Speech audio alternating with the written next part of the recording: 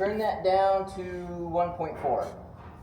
You're adjusting your material thickness right there. A little bit more? Yeah, let's try that.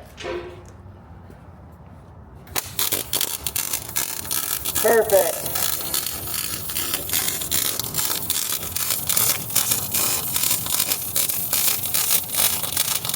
So this is fun because you got a thick material here that you can get hot and heavy on.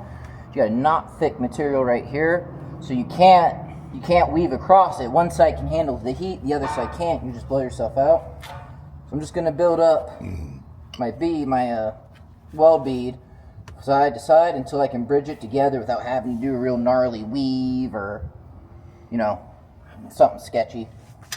Try to take care of the customer like I. It's a fun Thursday, baby. It's a fun Thursday. That's all we got. Yeah, boy.